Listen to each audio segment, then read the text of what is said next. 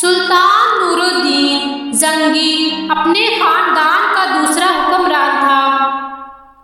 اس کے زمانے میں دو یہودیوں نے رسول اکرم صلی اللہ علیہ وآلہ وسلم کے روضہ مبارک کو نقصان پہنچانے کی ناپاک جسارت کی تھی، نعوذ باللہ، جنہیں سلطان نور الدین زنگی نے موت کے گھاٹ اتار دیا تھا۔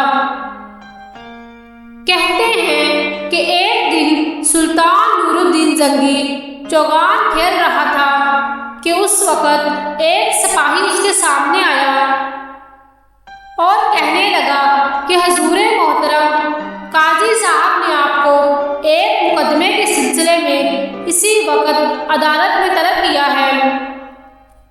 سلطان یہ سن کر کھیل چھوڑ کر فوراً اس سپاہی کے ساتھ قاضی صاحب کی عدالت میں جا پہنچا تو قاضی صاحب نے ایک شخص کی طرف اشارہ کر کے کہا کہ اس شخص نے آپ کے خلاف ایک مقدمہ دائر کیا ہے۔ اس کا کہنا ہے کہ اس کی زمین پر آپ نے ناجائز قبضہ کر لیا ہے۔ آپ کا اس سلسلے میں کیا جواب ہے؟ سلطان نے نہایت ادب و احترام سے کہا کہ اس شخص کا دعویٰ درست نہیں ہے۔ وہ زمین میری اپنی ہے اور میرے پاس اس کے ثبوت بھی ہیں۔ قاضی صاحب نے کہا کہ آپ کو تحریری ثبوت اگلی تاریخ کو پیش کر دیں۔ سلطان نور الدین زنگی نے مقررہ تاریخ کو کچھ کاغذات عدالت میں پیش کر دیے۔ ان کاغذات کی بنیاد پر فیصلہ ہوا کہ زمین سلطان کی ملکیت ہے۔ سلطان نے فیصلہ سنا اور قاضی صاحب کے سامنے ہی کہا کہ اب زمین اپنی طرف سے اس شخص کو دیتا ہوں جس نے مجھ پر مقدمہ دائر کیا ہے۔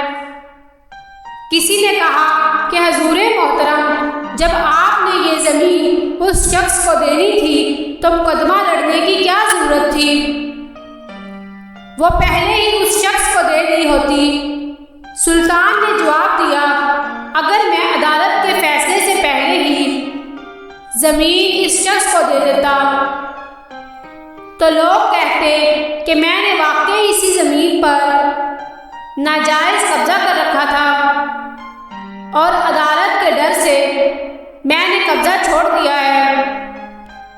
اب جب کہ عدالت نے میرے حق میں فیصلہ سنا دیا ہے اور سب لوگوں کو معلوم ہو گیا ہے کہ یہ زمین میری ہے، تو میں اپنی طرف سے زمین اس شخص کو دے دی تاکہ اس کے اوپر کوئی برا اثر نہ پڑے۔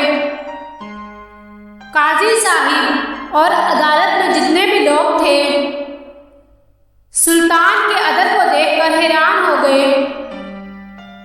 واہ، کیسے حکمران تھے کہ وہ لوگ انصاف اور عدل کو اپنا فرض سمجھتے تھے۔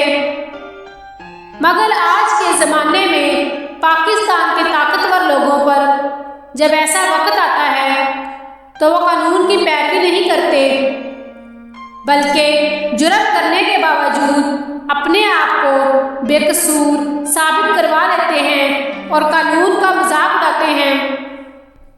کاش ایسے حکمران ہمارے ملک میں آ جائیں جو سلطان نور الدین زنگی کی طرح، جو عدل اور انصاف کو مقدم سمجھے۔